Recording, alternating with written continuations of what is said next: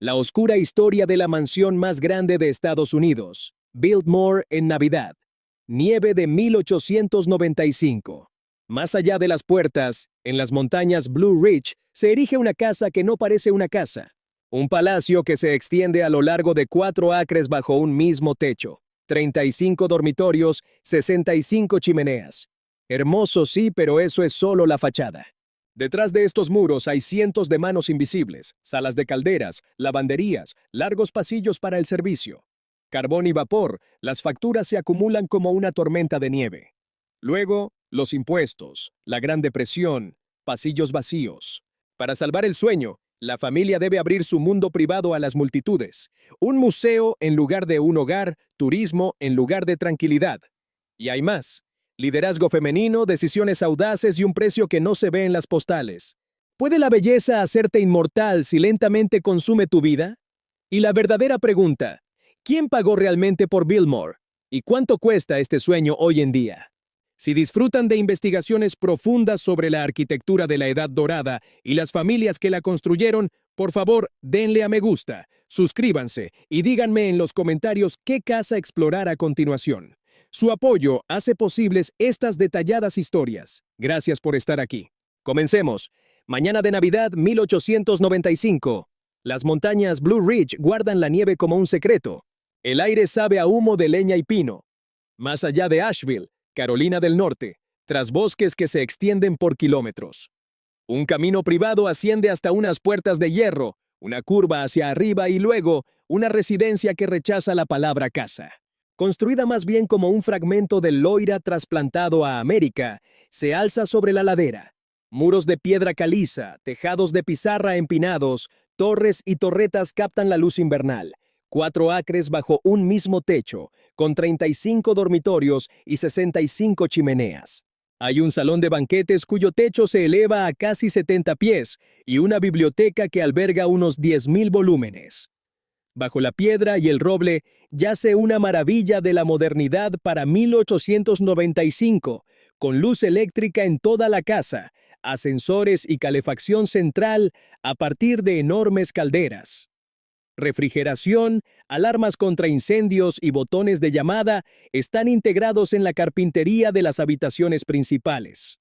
Los números señalan la magnitud, pero no transmiten la sensación. Párese en el vestíbulo de entrada y mire hacia arriba. La piedra asciende por 3 pisos. Un techo de bóveda de cañón soporta roble tallado y detalles pintados, con mármol pulido bajo los pies. Las vidrieras filtran la luz del día invernal. La arquitectura está escenificada para sobrecoger, para anunciar que ha entrado en algo deliberadamente extraordinario. Pase por las habitaciones de exhibición, la biblioteca, el jardín de invierno con su techo de cristal y su fuente, y el salón de banquetes con su triple chimenea. Y aparece la otra cara. Detrás de la belleza yace la infraestructura.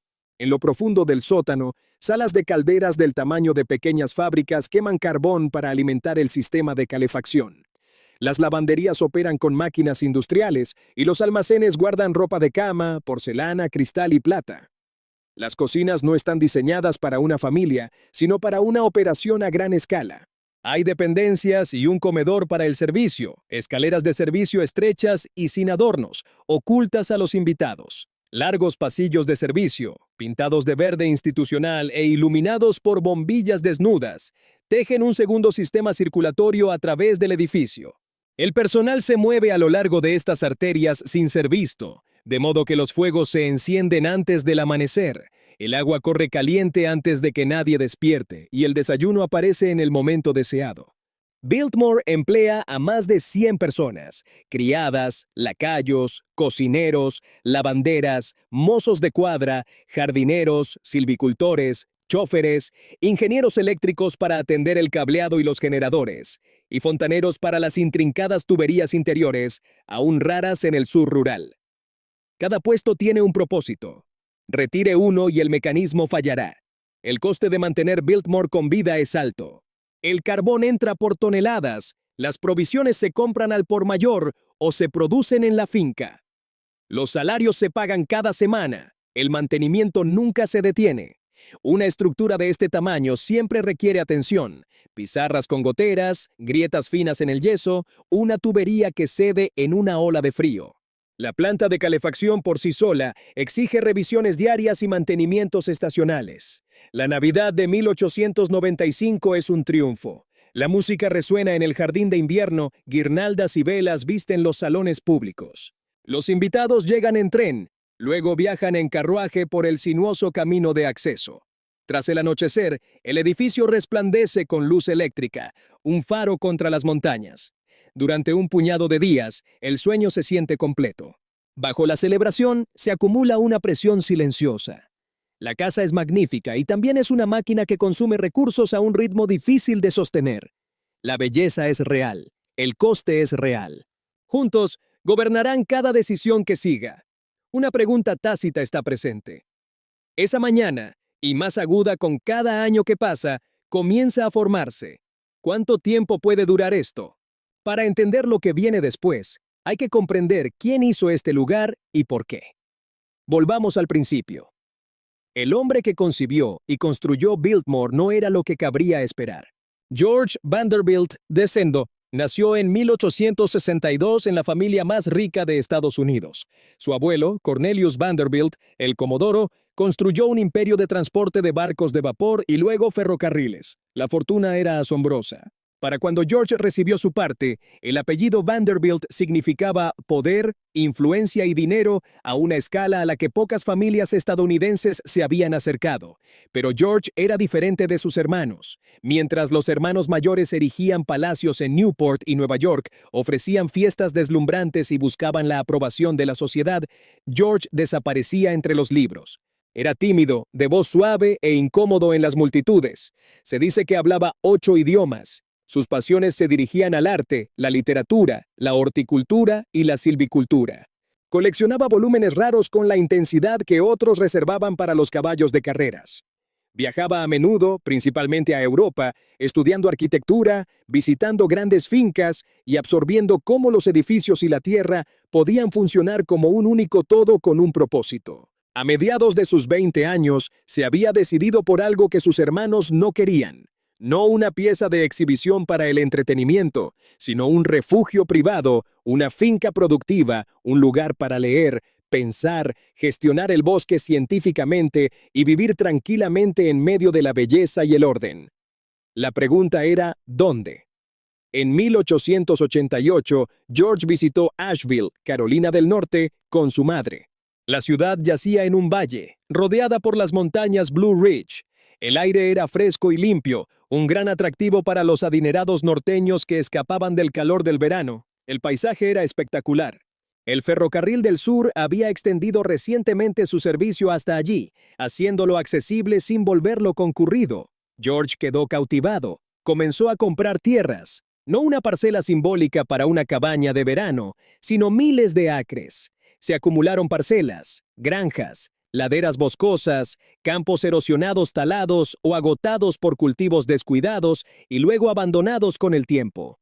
Con el tiempo, las propiedades superaron los 125,000 acres, casi 200 millas cuadradas, un área más grande que muchos principados europeos. El plan tomó forma de manera constante. George quería una casa que uniera la tradición arquitectónica europea con la tecnología estadounidense moderna, lo suficientemente grandiosa como para albergar su arte y su biblioteca, pero práctica. Una residencia para todo el año, no un adorno estacional. Quería que la finca se mantuviera por sí misma, granjas para producir alimentos, bosques gestionados bajo principios científicos para producir madera sin agotar los recursos. Era un modelo de lo que podía lograr una administración disciplinada. La visión era ambiciosa, la visión también era costosa. George comprendió que la fortuna familiar, cuidadosamente invertida, producía ingresos fiables. En 1888, parecía razonable creer que podía financiar tanto la construcción como las operaciones continuas. El presupuesto inicial de la casa se estimó en unos $5 millones, muy por encima de los 100 millones en términos actuales. Y eso era solo el principio. Para llevar la idea a la realidad, George necesitaba conocimientos que no poseía. Necesitaba arquitectos, una mente paisajista, ingenieros y gestores. Personas que pudieran traducir su intención en piedra, madera, agua, caminos y sistemas funcionales. Recurrió a dos hombres cuyos nombres se volverían inseparables de la historia de Biltmore. El primero fue Richard Morris Hunt, el principal arquitecto de Estados Unidos, formado en la École des Beaux-Arts de París, el primer estadounidense en hacerlo. Hunt diseñaba mansiones para la élite de Nueva York, fusionando las formas del Renacimiento francés con la construcción moderna. Comprendía la escala y la proporción, y cómo hacer que un edificio se sintiera a la vez histórico y actual. Cuando George se acercó a él para hablar de Biltmore, Hunt tenía más de 60 años, en el apogeo de su oficio y reputación. El segundo fue Frederick Law Olmsted, el arquitecto paisajista detrás de Central Park y de docenas de otros proyectos emblemáticos. Olmsted tenía 70 años cuando George lo contrató. Su filosofía era firme. El paisaje no es decoración, es un sistema vivo. Las plantas, el agua, la topografía, los suelos y las vistas deben trabajar en conjunto. El objetivo no es conquistar la naturaleza, sino revelar su potencial a través de una intervención informada y paciente. Juntos, George, Hunt y Olmsted formaron el equipo central. El sueño tenía a su visionario, ahora tenía a sus diseñadores. El siguiente paso era construir, lo cual exigiría recursos, logística y mano de obra a una escala que Carolina del Norte nunca había presenciado. Construir Biltmore nunca fue cuestión de simplemente contratar obreros y esperar. La escala de la visión de George exigía una planificación que rayaba en lo militar. Richard Morris Hunt llegó a Asheville e inmediatamente comprendió el desafío. El emplazamiento, una meseta sobre el río French Broad, rodeada de montañas, era espectacular pero remoto. En las cercanías, los proveedores no podían ofrecer la calidad ni la cantidad requeridas. No había talleres para el intrincado trabajo en metal, piedra tallada o yeso ornamental. Incluso el transporte era inadecuado para mover materiales desde fuentes lejanas hasta la cordillera. La respuesta de Hunt fue metódica. Diseñó la casa bajo el lenguaje de un château francés, inspirándose directamente en precedentes del Loira como Blois y Chenonceau. Las proporciones fueron calculadas con sumo cuidado.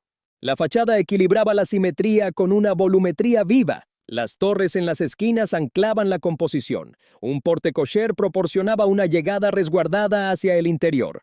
El plano guiaba a los visitantes desde los grandes espacios públicos como el vestíbulo de entrada, el salón de banquetes y la biblioteca, hasta las habitaciones familiares progresivamente más íntimas en los pisos superiores. La belleza servía a la función. Cada adorno reforzaba una línea estructural, enmarcaba una vista o clarificaba la circulación. Hunt también sabía que la belleza no significaba nada si el edificio no podía construirse correctamente. Sus planos especificaban los materiales con precisión: piedra caliza de Indiana para los muros exteriores, duradera, resistente a la intemperie e idónea para el tallado, roble para la ebanistería interior y los suelos, mármol para las chimeneas y los asentos, cobre para el tejado, costoso pero de larga vida útil, elegido para perdurar durante generaciones. Cada pieza fue numerada, cada dimensión verificada. A esta escala, un error no era una simple mancha, sino una responsabilidad. Frederick Law Olmsted se enfrentaba a un campo de batalla diferente. Su primer estudio lo dejó consternado. Décadas de tala y agricultura descuidada habían despojado a los delgados suelos de la montaña. Las laderas estaban marcadas por la erosión. Los arroyos corrían turbios. Los bosques nativos, antes densos con castaños, robles y álamos tulipanes, habían sido talados o despejados para cultivos que rápidamente agotaron la tierra. El paisaje estaba dañado ecológicamente y fatigado visualmente. El enfoque de Olmsted fue restaurador. Se negó a rodear una mansión con guarniciones ornamentales y llamarlo un paisaje. Se propuso sanar la tierra. Su plan exigía una reforestación a gran escala, cientos de miles de árboles plantados deliberadamente, priorizando las especies nativas. El control de la erosión se lograría mediante terrazas, plantaciones en contorno y cubiertas vegetales. El camino de acceso, de aproximadamente 3 millas de largo, serpentearía suavemente a través del bosque en recuperación, revelando vistas en una secuencia medida y generando anticipación. Cerca de la casa, para las inmediaciones, los jardines formales aportarían estructura y color. Más allá de ellos, un bosque productivo y gestionado demostraría que la belleza y la productividad podían coexistir. Ambos hombres entendían que la visión requería infraestructura. George aprobó el desembolso. Un ramal privado del Ferrocarril del Sur fue llevado directamente hasta el sitio. Un horno de ladrillos en la propiedad cosió millones de ladrillos para los muros interiores y las chimeneas. Un aserradero transformó la madera en suelos, paneles y molduras. Un patio de cantería preparó los bloques de piedra caliza. Se construyeron viviendas temporales para los trabajadores. En el punto álgido del proyecto, más de 1000 hombres trabajaron en la colina. La fuerza laboral era diversa. Canteros de Italia trajeron técnicas de corte y colocación del viejo mundo. Carpinteros de Asheville y de las montañas circundantes aplicaron su destreza en las maderas duras de la región. Fabricantes de ladrillos, yeseros, pintores, cristaleros y trabajadores del metal aportaron sus disciplinas. Para muchos lugareños, era un salario constante en un trabajo diferente a cualquier cosa que la región hubiera visto. El ritmo de trabajo no toleraba ningún descuido. La logística era asombrosa. Bloques de piedra caliza que pesaban cientos de libras viajaban desde Indiana en tren y luego se trasladaban en carromatos desde el ramal hasta la meseta. Vigas de roble, algunas de más de 40 pies de largo, debían ser transportadas por caminos de montaña. Las láminas de cobre para el tejado llegaban en fardos cuidadosamente embalados. Cada clavo, panel de vidrio y accesorio de iluminación fue pedido, enviado, inventariado e instalado según las especificaciones exactas de Hunt. Hunt y Olmsted trabajaron en estrecha colaboración, aunque operando con distintos plazos. La casa de Hunt requeriría unos 5 años para levantarse. El bosque de Olmsted tardaría décadas en madurar. Ambos hombres sabían que estaban haciendo algo destinado a sobrevivirles, una pregunta que ninguno expresaba públicamente, pero que ambos sabían que perduraba. ¿Podría incluso la riqueza de Vanderbilt sostener una ambición a esta escala indefinidamente? La construcción comenzó en 1890. La casa se inauguraría para la Navidad de 1895. Lo que se desarrolló a lo largo de esos 5 años fue a partes iguales arte y resistencia. El trabajo comenzó con la tierra y la piedra. Antes de que el Château de Hunt pudiera erigirse, el terreno debía ser preparado. La meseta elegida se alzaba por encima del valle del río, pero su superficie era irregular. Los equipos excavaron los cimientos profundamente en la tierra de la montaña. El nivel del sótano albergaría los órganos de la finca, calderas, depósitos de carbón, lavanderías, almacenes, por lo que la excavación fue extensa. Toneladas de tierra movidas a mano, en carros tirados por mulas, con puro sudor. Luego vino la piedra. La piedra caliza llegó al ramal por ferrocarril desde las canteras de Indiana. Cada bloque fue numerado y etiquetado según los planos de Hunt.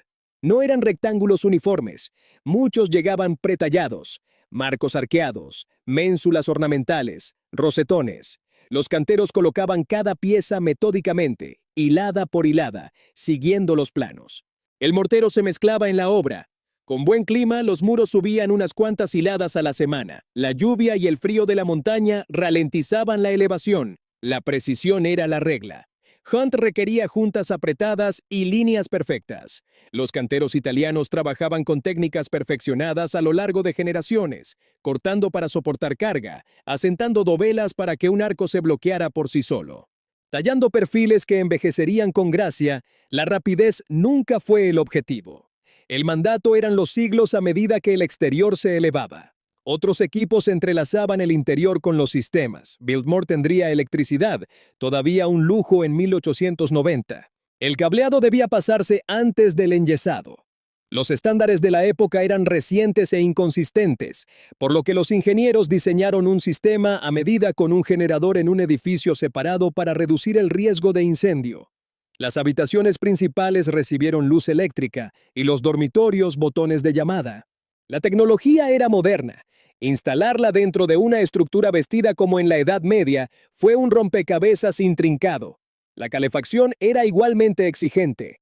La calefacción central, rara en cualquier residencia y casi inaudita en este tamaño, significaba calderas masivas en el sótano, haciendo circular agua caliente a través de kilómetros de tuberías hacia radiadores en cada habitación. El aislamiento, la regulación de la presión y la atención constante eran esenciales. Las entregas de carbón se convirtieron en rutina. Debía haber ingenieros en la plantilla durante todo el año. El confort conllevaba un precio permanente, combustible constante, supervisión constante, gasto constante. El trabajo de la madera añadía otro nivel de artesanía. El roble, principalmente el roble blanco americano, proporcionaba resistencia y forma. Solo la biblioteca requería paneles tallados desde el suelo hasta el techo, un techo trabajado a mano y una escalera de caracol oculta hacia la galería superior. Los carpinteros trabajaron durante meses únicamente en esa habitación. La chimenea triple del salón de banquetes se elevaba casi hasta las vigas, uniendo piedra tallada y roble. Los dormitorios recibieron carpintería hecha a medida. Los baños, varias docenas en total, llevaron azulejos en el suelo y en las paredes. Accesorios de porcelana y agua corriente fría y caliente. El coste humano es difícil de calcular. El trabajo era agotador. El polvo de piedra quemaba los pulmones. Las alturas no perdonaban. Los inviernos mordían fuerte y el trabajo se ralentizaba, pero rara vez se detenía. Los hombres trabajaban 6 días a la semana. Jornadas de 10 horas. Algunos dormían en viviendas temporales en la finca. Otros caminaban kilómetros desde Asheville cada mañana. Los libros de nóminas en los archivos de Biltmore registraban cientos de nombres. Los canteros ganaban más que los peones comunes. La habilidad demandaba una prima. Los carpinteros y los yeseros cobraban tarifas diarias. Las mujeres formaban el personal de las cocinas y lavanderías de la finca, alimentando a los equipos y lavando sus ropas. Durante 5 años, esto fue un pueblo temporal mantenido unido por el dinero de los Vanderbilt.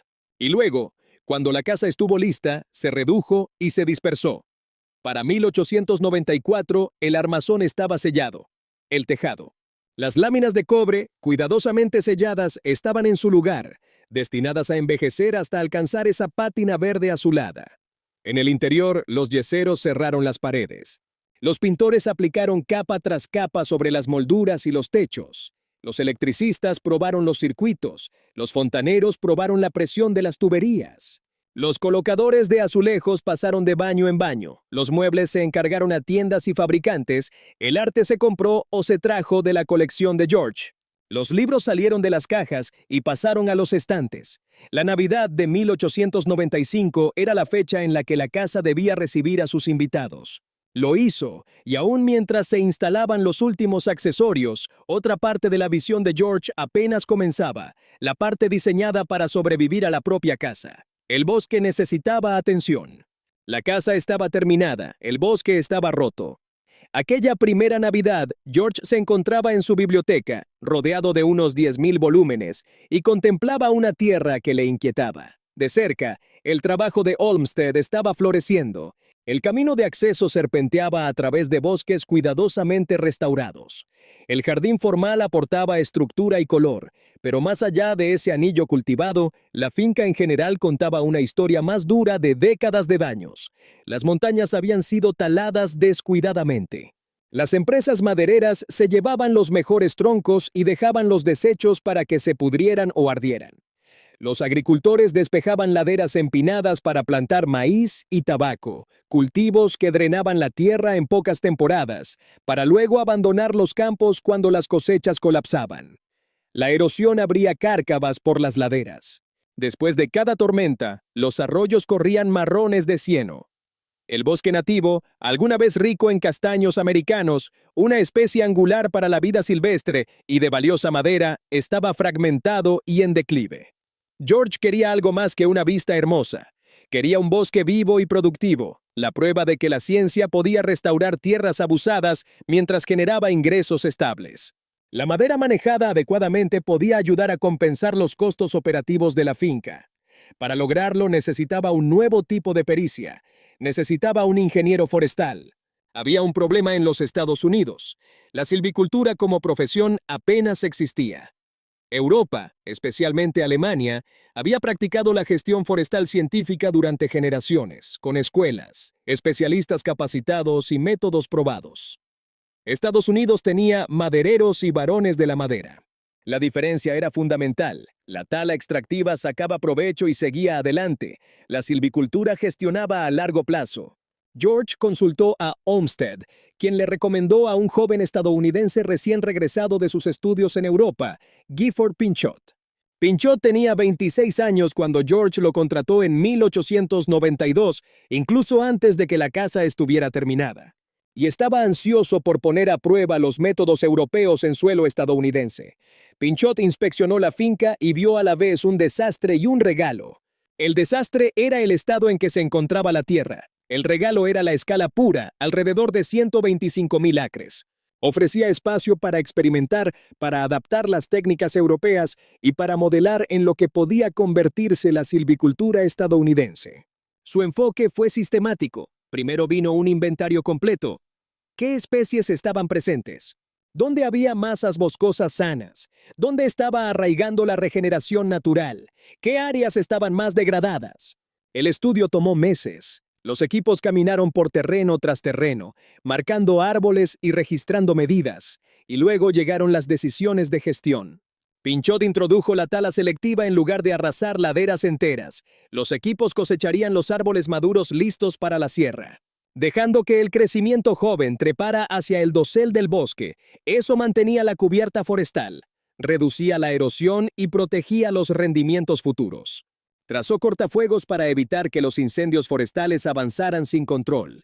En las peores áreas inició la reforestación, plantando miles de plántulas, pino blanco, álamo amarillo y roble, elegidos por su adaptación local y su valor comercial. Este era un trabajo práctico, no decorativo.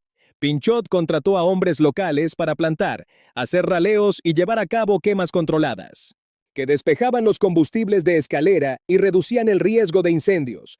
Abrió caminos y senderos para llegar a los compartimentos remotos, puso a prueba técnicas y mantuvo registros.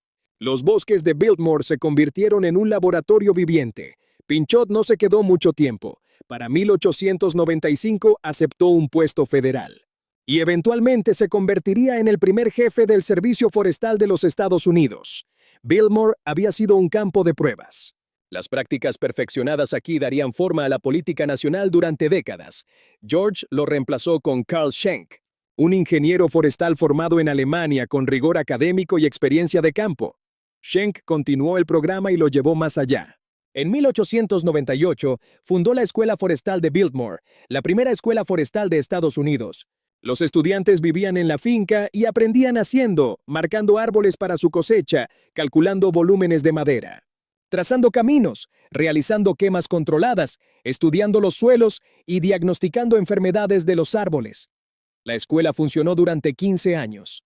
Formó a cientos de silvicultores que llevaron la gestión científica a lo largo del país, algunos hacia agencias estatales y federales, y otros hacia tierras madereras privadas. Una simple idea comenzó a expandirse. Los bosques podían ser productivos y sostenibles, y el cuidado deliberado superaba a la explotación. Con el tiempo, este fue, posiblemente, el logro de mayores consecuencias de George.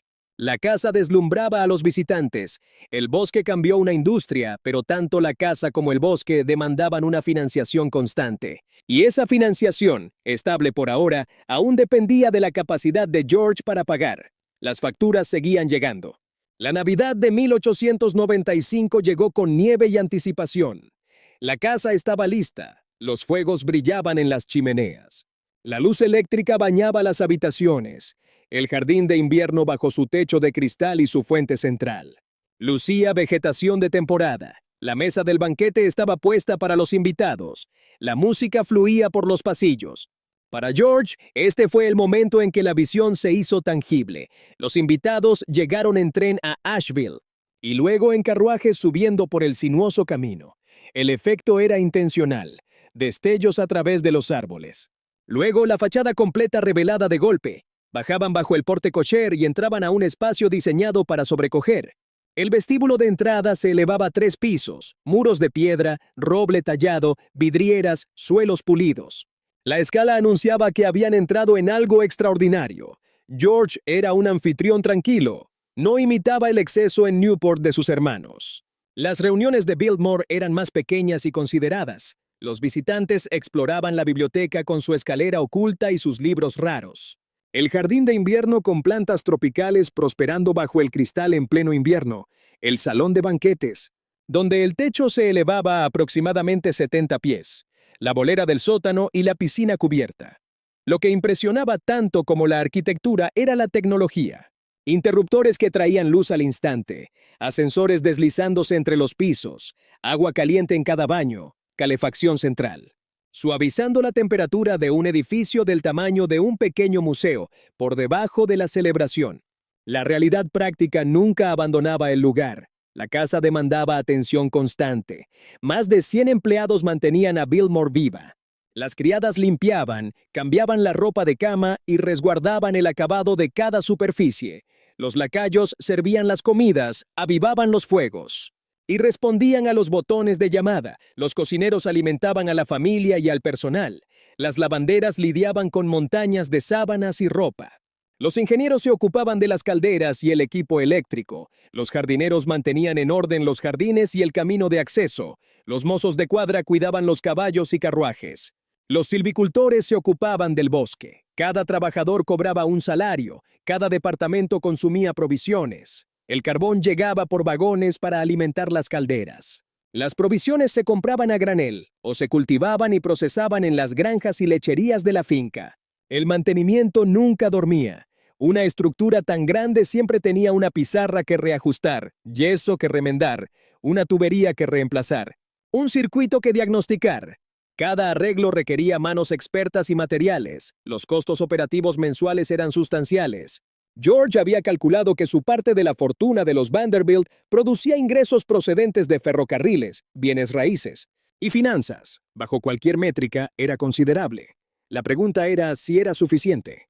George llevaba una contabilidad cuidadosa. Los libros de registro en los archivos detallaban todo: salarios, carbón, comida, reparaciones, impuestos, seguros. Las cifras son precisas y abrumadoras. Los brazos productivos de la finca debían asumir parte de la carga. La lechería producía leche, mantequilla y queso. Los jardines y los invernaderos suministraban verduras todo el año. Los huertos proveían fruta. El bosque, bajo el mando de Schenck y sus estudiantes, comenzó a generar ingresos por la madera. Estos flujos importaban, pero no podían igualar el costo de operar la propia casa. George creía que podía mantener el equilibrio. Tenía recursos y determinación. Amaba Biltmore, el silencio de la biblioteca. Las vistas a la montaña, la prueba de que la silvicultura científica podía sanar la tierra. Esto era refugio, vocación y legado a la vez. Sin embargo, la presión era real. Cada mes traía facturas. Cada mes se movían fondos para pagarlas. La casa era magnífica. La casa era también una máquina que quemaba dinero a un ritmo que ni siquiera la riqueza de los Vanderbilt podría sostener por siempre. La respuesta de George fue la disciplina. Evitaba el espectáculo, limitaba las listas de invitados. Invertía en productividad, expandiendo granjas, refinando el trabajo forestal, buscando eficiencias en cualquier lugar que pudiera encontrarlas. La esperanza era simple. Con el tiempo, la finca costearía una mayor parte de sí misma. Durante cerca de una década, el equilibrio se mantuvo. La casa funcionaba, los bosques mejoraron, el asentamiento más allá de las puertas, Biltmore Village, creado para albergar a los trabajadores y brindar servicios, se convirtió en una comunidad ordenada con iglesia, escuela, tiendas y cabañas. Los salarios eran justos para los estándares de la época, las viviendas decentes, la gestión paternalista pero comparativamente ilustrada para esa era. La finca parecía estable. El sueño parecía sostenible. Luego, fuerzas fuera del control de George comenzaron a alterar las matemáticas. Los años posteriores a esa primera Navidad tomaron un ritmo. George nunca tuvo la intención de que Biltmore fuera algo meramente ornamental. Desde el principio, su visión incluía la productividad. La finca sería hermosa, sí, y también funcionaría. Las granjas suministrarían comida, los bosques producirían madera, la tierra ayudaría a pagar por sí misma o al menos asumiría una parte significativa de su propio mantenimiento. Las granjas se expandieron de manera constante. La lechería creció, convirtiéndose en una de las más grandes de Carolina del Norte. Vacas Jersey pastaban a lo largo de los pastizales del río French Broad. La leche se procesaba en el lugar, parte para el hogar y el personal. El resto se vendía en Asheville. La mantequilla y el queso añadieron un flujo de ingresos constante. La calidad se mantenía alta porque George insistía en la sanidad moderna y el cuidado animal adecuado, prácticas que aún eran poco comunes en gran parte del sur rural. Los huertos y los invernaderos alimentaban a las cocinas. Durante todo el año, tomates, lechugas, pepinos, frijoles y tubérculos guardados para el invierno. Los huertos frutales daban manzanas, melocotones y peras. Los cerdos y los pollos proporcionaban carne y huevos. El objetivo era la autosuficiencia práctica, cortando la exposición a proveedores externos y a los precios volátiles. En los bosques, Schenck mantuvo en curso el programa forestal. La tala selectiva proporcionaba un goteo confiable de madera a los aserraderos locales, no espectacular, pero consistente. Aún más importante, el bosque se estaba tejiendo nuevamente. La erosión disminuyó a medida que retornaba la cubierta del suelo. La vida silvestre regresó. Las parcelas de reforestación de la década de 1890 maduraron, convirtiéndose en bosquecillos sanos. Biltmore Village, la comunidad que George construyó junto a la puerta, se convirtió en un pequeño modelo de desarrollo urbano. Richard Sharp Smith, el arquitecto supervisor de Hunt, estableció un vocabulario de cabaña inglesa, ladrillo y estuco, tejados de pizarra, proporciones humanas. Una iglesia, una escuela, un hospital, tiendas de bienes y servicios, cabañas para los trabajadores y sus familias. La política laboral de George era paternalista, aunque comparativamente progresista para su época. Los salarios llegaban puntualmente, las viviendas se mantenían en buen estado. La escuela educaba a los hijos de los trabajadores de forma gratuita. La atención médica estaba disponible. George creía que los trabajadores bien tratados eran más productivos y leales. Era un negocio sólido tanto como caridad. El resultado fue una comunidad cuyos estándares de vida superaban a muchos pueblos molineros o campamentos mineros del sur. La vida social en Biltmore se mantuvo intencionalmente contenida. George se casó con Edith Stuyvesant Dresser en 1898 y ella compartía su preferencia por la tranquilidad en lugar del espectáculo. Entretenían selectivamente. Pequeñas escenas, invitados de fin de semana, un concierto ocasional en el jardín de invierno. Nada como las extravagancias de disfraces en Newport, donde las orquestas tocaban hasta el amanecer. Esta moderación era en parte por temperamento. George realmente prefería los libros a las multitudes. Y en parte por la aritmética. Cada gran baile quemaba miles de dólares. Cada fiesta en casa requería personal adicional. Comida adicional, carbón adicional. Los costes operativos ya eran pesados. El alarde innecesario solo empeoraba las matemáticas. Las operaciones diarias transcurrían con una coreografía. El personal trabajaba en turnos para que se atendieran los fuegos, se respondieran los botones de llamada y se prepararan las comidas a lo largo del día.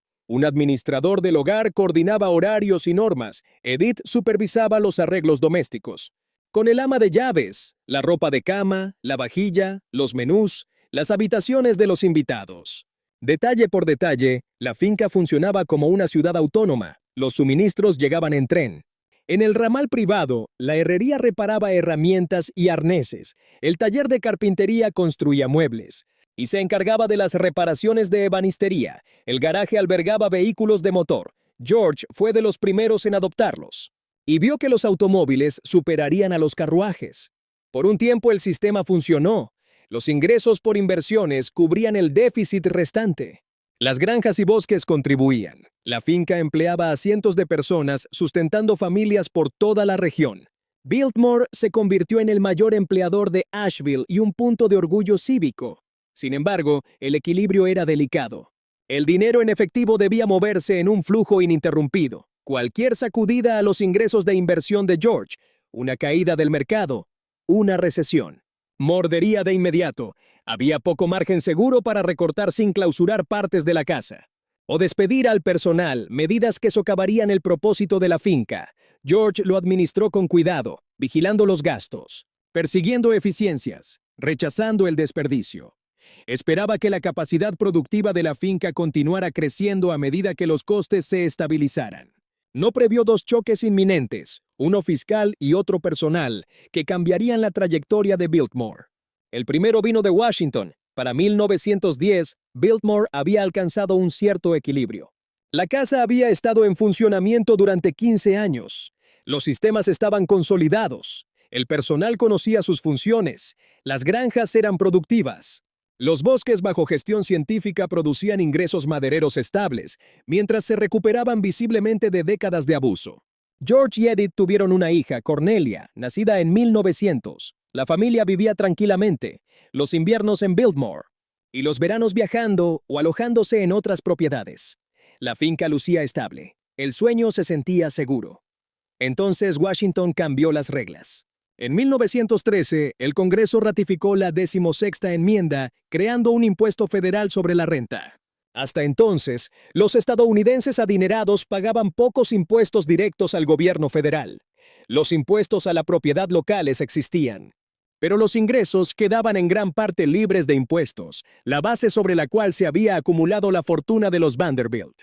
Y crecido, el impuesto sobre la renta cambió las matemáticas, una parte significativa de los ingresos anuales de George. El dinero que soportaba los costes operativos de Biltmore pasaba ahora al gobierno federal. Las tasas empezaron bajas y subieron rápidamente para las rentas altas. Cada año, George transfería sumas sustanciales a Washington, dólares que previamente habían cubierto el carbón, los salarios y las reparaciones. El efecto fue inmediato. El cuidadoso equilibrio entre ingresos y gastos se inclinó. Los costes operativos no disminuyeron. La casa seguía demandando combustible, mano de obra, mantenimiento y suministros. Pero el dinero disponible para hacer frente a esos costes se redujo. George leía los libros de contabilidad con creciente preocupación. Los recortes serían necesarios. ¿Dónde recortar? Cada departamento se sentía esencial. Despedir personal paralizaría las operaciones. Clausurar habitaciones socavaría el propósito de la finca. Reducir las granjas o los bosques mermaría precisamente los ingresos que ayudaban. George comenzó a ajustarse. Se restringieron los viajes, las nuevas compras se pospusieron y se aplazó el mantenimiento no crítico. Las posiciones vacantes no siempre se volvían a cubrir. Los cambios fueron paulatinos y cautelosos, con la intención de preservar las funciones principales mientras se mitigaba la salida de dinero en efectivo. Él creía que podría navegar esta situación. El impuesto era permanente, pero la finca podía adaptarse. La productividad podría aumentar, los gastos podrían recortarse. Con el tiempo, podría surgir un nuevo equilibrio. El tiempo se agotó en marzo de 1914. George viajó a Washington, D.C. para consultas médicas. Había estado lidiando con problemas de salud, complicaciones debido a una apendicitis. Según la mayoría de las crónicas, la condición empeoró abruptamente. Los cirujanos operaron de urgencia. George Vanderbilt falleció en Washington el 6 de marzo de 1914. Tenía 51 años. La noticia llegó a Biltmore por telegrama. El personal, el pueblo y la región sintieron el impacto.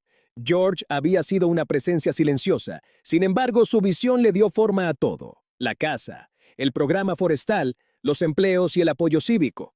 Su muerte abrió un vacío para Edith. La pérdida fue íntima y también operativa. Había perdido a su marido y había heredado una empresa en apuros. El testamento de George dejaba Biltmore a Edith durante su vida y luego a su hija Cornelia. El legado incluía todos los activos, la casa, las tierras, las granjas, los bosques y también todas las obligaciones. Edith se sentó en el escritorio de George en la biblioteca y estudió los números. El panorama era aleccionador. Los costes operativos mensuales eran considerables y, en gran medida, fijos. Los ingresos de las granjas y de la madera ayudaban, pero no cerraban la brecha. La diferencia siempre había provenido de los ingresos por inversiones de George. Esos ingresos aún existían. Su patrimonio era sustancial. Pero los impuestos federales sobre la renta y los costos de liquidar el patrimonio de George redujeron lo que estaba disponible. La aritmética era cruda. Operando como hasta entonces, Biltmore costaba más de mantener de lo que generaba. Sin un cambio significativo, la finca iría consumiendo el capital hasta que, quizás en una década, los fondos se agotarían. Edith se enfrentaba a una elección. Podía intentar preservar la finca exactamente como George la concibió, lo que probablemente terminaría en bancarrota y venta forzosa. O podía tomar decisiones difíciles ahora, mientras aún quedaban opciones, para asegurar que algo perdurara. Tenía 43 años de edad, era una viuda con una hija adolescente y una finca que daba empleo a cientos de personas. La responsabilidad era inmensa, pero Edith era pragmática, inteligente y más fuerte de lo que muchos creían. Comenzó a planificar. Edith comprendía lo que muchas viudas ricas de su época no entendían: el sentimiento no pagaba las facturas. Amaba Biltmore. George lo había construido como la obra de su vida, y ella había ayudado a convertirlo en un hogar. Pero el amor no mantendría las calderas funcionando ni al personal pagado. La finca estaba desangrando dinero. Sin una acción decisiva, todo lo que George había creado se desvanecería en unos pocos años. El primer paso fue la evaluación. Edith contrató a contadores y abogados para que examinaran los libros de principio a fin. Sus hallazgos confirmaron sus temores. Los costes operativos anuales rondaban los $250,000, aproximadamente 7 millones en la moneda actual. Los ingresos de las granjas, la lechería y la madera cubrían tal vez un tercio. El resto dependía de los ingresos por inversiones, ya disminuidos por los impuestos federales y por los costes de liquidación del patrimonio de George. La aritmética no perdonaba. A ese ritmo, el capital se gastaría en una década, incluso antes si surgían reparaciones importantes o una recesión. Una vez que los fondos se agotaran, los acreedores y los recaudadores de impuestos actuarían. La finca podría ser incautada y subastada. Edith sopesó sus opciones. Podía liquidar todo de inmediato, vivir cómodamente en otro lugar y cerrar ese capítulo. Muchos asesores urgían exactamente eso. Ella se negó. Biltmore era más que un recuerdo. Sustentaba a cientos de familias en una región con oportunidades limitadas. La casa en sí era irreemplazable, una cumbre de la arquitectura de la Edad Dorada, llena de arte y mobiliario dignos de museo. Así que dividió el problema. La casa y sus terrenos inmediatos eran el núcleo irreemplazable, la parte de la visión de George que valía la pena salvar. Las vastas propiedades forestales, aunque importantes, eran negociables. En 1915, Edith inició conversaciones con el gobierno federal. El Servicio Forestal de los Estados Unidos, recientemente establecido y dirigido durante un tiempo por el ex silvicultor de George, Gifford Pinchot, buscaba grandes extensiones para convertirlas en bosques nacionales. La tierra que George había reunido y gestionado científicamente era exactamente lo que el gobierno deseaba: tierras contiguas con un potencial probado para la gestión sostenible. El proceso tomó tiempo. Los topógrafos debían trazar las líneas, las fronteras requerían verificación, los tasadores fijaban los valores y los abogados de ambas partes trabajaban sobre los términos. Las asignaciones presupuestarias del Congreso y la política agregaban complejidad. La venta se cerró en 1916. Aproximadamente 86.700 acres, casi 2/3 de la finca original, pasaron a ser propiedad federal. El gobierno pagó una cifra justa, aunque menor a lo que George había invertido en la compra y sus mejoras. La transacción formó lo que se convirtió en el Bosque Nacional Pisgah, nombrado así por el monte Pisgah, el pico visible desde las terrazas de Biltmore. La venta logró el principal objetivo de Edith: generó capital para retirar deudas y construir un colchón para lo que restaba. También aseguró que el experimento forestal de George, el trabajo iniciado por Pinchot y avanzado por Carl Schenck, continuaría bajo el cuidado federal. La escuela forestal de Biltmore cerró y Schenck regresó a Alemania, pero el bosque en sí estaría protegido y gestionado según los principios que George había defendido. Edith retuvo aproximadamente 8.000 acres alrededor de la casa y del pueblo, aún algo sustancial pero manejable. Podía concentrar los recursos en el núcleo central sin el coste aplastante de administrar decenas de miles de acres. Luego llegaron los recortes operativos. El número de empleados se redujo gradualmente. A través de la atrición y los despidos focalizados, Edith intentó suavizar el golpe, ofreciendo indemnizaciones cuando fue posible. Las cartas de recomendación ayudaron a la hora de buscar trabajo. Los departamentos se consolidaron y el personal del hogar se redujo de más de 100 a aproximadamente 60. Todavía era grande, pero sostenible. El mantenimiento se catalogó por prioridades. Los sistemas esenciales, la calefacción, la electricidad y la fontanería pasaron al primer lugar de la fila. El trabajo cosmético esperaría. Las salas no utilizadas se clausuraron y los conductos de ventilación se cerraron para ahorrar carbón. Los jardines formales se simplificaron para reducir la mano de obra y los insumos. Edith recortó sus propios gastos de manera drástica. Las listas de invitados se redujeron, las celebraciones se volvieron poco frecuentes y los viajes pasaron a ser mínimos. Se centró en la educación de Cornelia y en mantener la finca solvente. Su método era calmado y poco sentimental. Llevaba libros de contabilidad detallados, revisaba las cuentas mensualmente y cuestionaba cada gasto. Restaurar Biltmore a la visión completa de George ya no era factible. El objetivo era la continuidad ajustada. una operación más reducida que pudiera vivir dentro de sus medios a lo largo de la década de 1920. La estrategia se mantuvo, la finca se estabilizó, las facturas se pagaron y el personal recibió sus salarios. La casa se mantenía, aunque no con lujo. Cornelia creció, se casó y comenzó a formar una familia. Luego llegó 1929. El mercado de valores cayó, comenzó la Gran Depresión y Edith se enfrentó a su siguiente crisis. El desplome llegó en octubre de 1929. Los valores de las acciones se derrumbaron, los bancos quebraron y las empresas cerraron. El desempleo se disparó. Una economía que se había sentido próspera y estable a lo largo de los años 20 reveló su fragilidad. Las fortunas se evaporaron, incluso las familias bien diversificadas vieron cómo se reducían sus activos. Biltmore no era inmune. Las inversiones que financiaban los ingresos operativos de la finca perdieron valor. Los dividendos disminuyeron o se detuvieron. El flujo de efectivo en el que Edith confiaba para pagar salarios, suministros de carbón y reparaciones se volvió incierto. Al mismo tiempo, la depresión devastó Asheville y los condados de las montañas. El turismo, que había estado creciendo a lo largo de los años 20, la era del automóvil, mientras los estadounidenses hacían viajes en coche a las Blue Ridge, desapareció casi de la noche a la mañana. Las vacaciones eran un lujo que nadie podía permitirse. Los hoteles se quedaron vacíos, los restaurantes cerraron, las tiendas luchaban por sobrevivir. El desempleo en la zona superó el 20%. Edith se enfrentó a un sombrío libro de contabilidad. Los ingresos habían caído. Los gastos, aunque mucho más reducidos que en la época de George, seguían siendo sustanciales. Las granjas y los bosques producían ingresos, pero ni de cerca lo suficiente para llenar el vacío. Podían hacerse recortes adicionales, despedir a más personal, apagar las luces de más habitaciones, posponer todo excepto el mantenimiento de emergencia. Sin embargo, había un piso por debajo del cual la propia casa empezaría a fallar. Las estructuras de piedra exigen cuidado constante. El descuido invita al agua. El agua engendra la pudrición. El yeso se afloja. Los problemas pequeños se vuelven estructurales. Unos pocos años de financiación insuficiente podrían requerir décadas y una fortuna para ser revertidos. Edith consideró vender.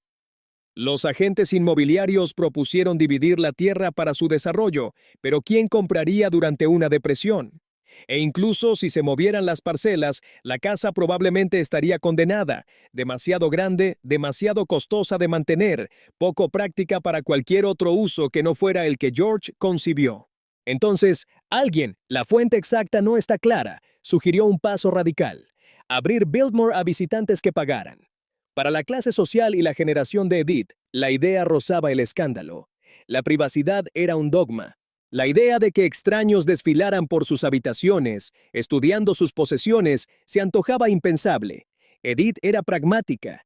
Ya había vendido 2/3 de las montañas de George, había recortado el personal, cerrado alas de la casa y simplificado las operaciones. Abrir las puertas a los visitantes era la siguiente adaptación lógica, y ofrecía algo más que un alivio para la finca. Asheville necesitaba trabajo. Si Biltmore atraía a los turistas, esos viajeros se alojarían en hoteles locales, comerían en restaurantes locales y comprarían en las calles locales.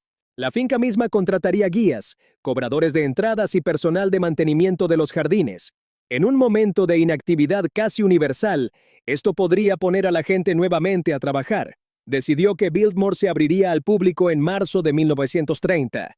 Los preparativos fueron sustanciales pero frugales. Se arreglaron las habitaciones para su visualización. Cuerdas y barreras guiaban a los visitantes y protegían el mobiliario. Se trazaron las rutas y se capacitó al personal para el flujo de multitudes y para responder preguntas. Se imprimieron los billetes y se publicaron anuncios en los periódicos regionales. La entrada se fijó en $1 por persona, lo suficientemente alta como para ser significativa y lo suficientemente baja para tentar a los visitantes en tiempos difíciles. El recorrido cubriría las principales salas públicas, el vestíbulo de entrada, el salón de banquetes, la biblioteca, el jardín de invierno y dormitorios seleccionados. Las habitaciones familiares privadas permanecerían cerradas. Los invitados entrarían por el frente, seguirían un camino establecido y saldrían por el lateral. El circuito estaba planificado para durar aproximadamente 2 horas. El día de la inauguración traía consigo una incertidumbre real. ¿Vendría alguien? ¿Estaría la gente durante una depresión dispuesta a desprenderse de $1 para ver una casa? ¿Encontrarían los estadounidenses la experiencia inspiradora o voyerista? La asistencia superó las expectativas. Los visitantes vinieron desde Asheville y de los pueblos periféricos. Algunos llegaron a pie, otros en automóvil, otros en carreta. Pagaron su $1 y entraron a la casa que George había levantado y que Edith había luchado por conservar. Entraron al vestíbulo y miraron hacia la piedra. Ascendiendo 3 pisos, se pararon en el salón de banquetes bajo la triple chimenea y el techo que se elevaba casi 70 pies. Se detuvieron en la biblioteca entre miles de libros. Contemplaron pinturas, tapices, muebles y detalles tallados. Algunos vinieron por curiosidad. Algunos vinieron porque habían trabajado en la finca o conocían a quienes lo habían hecho. Algunos vinieron en busca de esperanza, para recordar, en medio del colapso, que la belleza y el trabajo artesanal todavía podían existir. Los ingresos fueron modestos pero significativos. Más importante aún, el modelo funcionó. Biltmore había encontrado un nuevo propósito, no un hogar privado, un museo. La década de los años 30 pasó lentamente en Biltmore. El turismo traía ingresos, no abundancia. Las cifras de visitantes subían y bajaban junto con la economía. En los peores años de la depresión, la asistencia era escasa. A medida que mejoró a finales de la década, vino más gente. La finca se estabilizó sin llegar a prosperar. Edith equilibraba el mantenimiento frente a los ingresos por entradas, consciente de que una sola mala temporada podría desencadenar una crisis. Luego llegó diciembre de 1941. Después de Pearl Harbor, los Estados Unidos entraron en la Segunda Guerra Mundial. El turismo se detuvo casi de inmediato. Se racionó la gasolina, el caucho escaseó. Los viajes civiles en automóvil se volvieron difíciles, luego casi imposibles por motivos de ocio. Los jóvenes se marcharon para servir y las familias se centraron en sobrevivir, no en irse de vacaciones. Los visitantes que habían mantenido a flote a Biltmore a lo largo de la depresión se esfumaron. Edith enfrentó otro abismo financiero. Esta vez apareció una opción inesperada. La Galería Nacional de Arte en Washington, D.C. tenía un problema. Su colección, pinturas, esculturas y documentos históricos de inmenso valor cultural y monetario, necesitaba protección. Con la nación en guerra y ante los temores de bombardeos o sabotaje en la capital, la galería buscaba un sitio seguro y alejado de Washington para albergar sus obras más importantes. Los requerimientos eran exactos. La ubicación tenía que ser hacia el interior, lejos de las amenazas costeras. Requería un clima controlable, temperatura y humedad estables para las piezas de arte frágiles. Necesitaba seguridad, aislamiento y acceso restringido, y necesitaba espacio. Se necesitaban grandes salones para contener cientos de obras embaladas en cajas de madera. Biltmore cumplía con cada condición. La casa se asentaba en las montañas, lejos de los puertos y de los objetivos primarios. Las habitaciones eran vastas con techos altos. La estructura era de piedra y, en gran parte, a prueba de incendios. El aire de la montaña era fresco, y el sistema de calefacción de George, instalado medio siglo antes, podía regular el clima interior. La finca era privada, cerrada y accesible por carreteras limitadas que eran fáciles de vigilar. Las negociaciones prosiguieron discretamente. En 1942 llegaron los primeros envíos. Camiones entraban rodando por la noche, portando cajas de madera estampadas únicamente con números.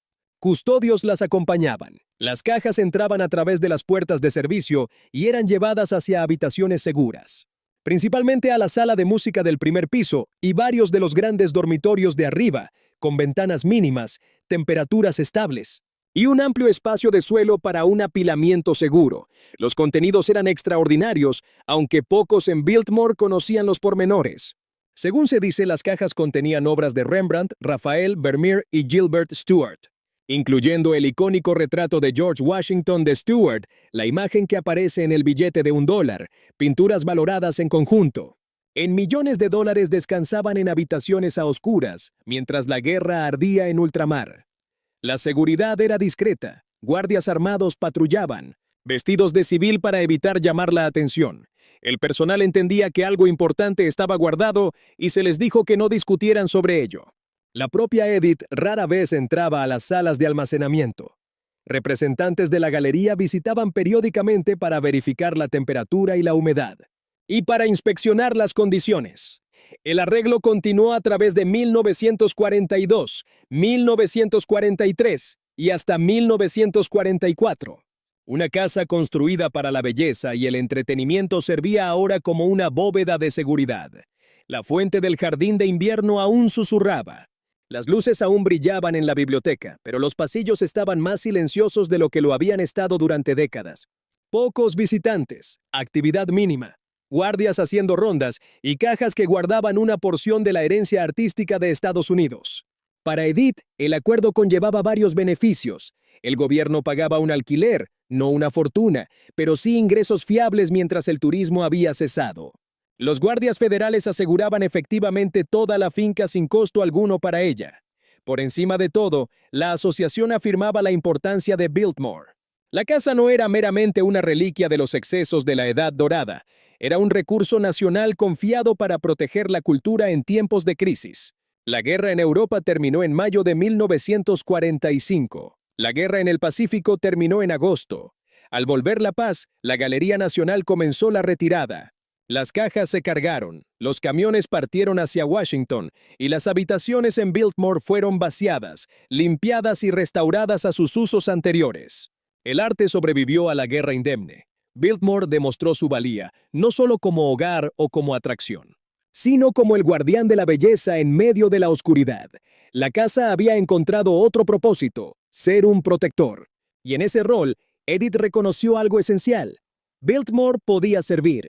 Y si podía servir, tenía valor más allá de la visión original de George. Si tenía valor, merecía perdurar.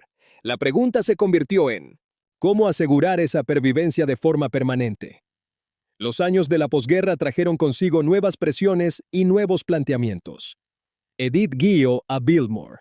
A lo largo de los años 40 y 50, construyendo el turismo a medida que los viajes en automóvil se reanudaban y la clase media crecía. Pero ella estaba envejeciendo. Nacida en 1873, estaba en sus 70 años a principios de la década de los 50.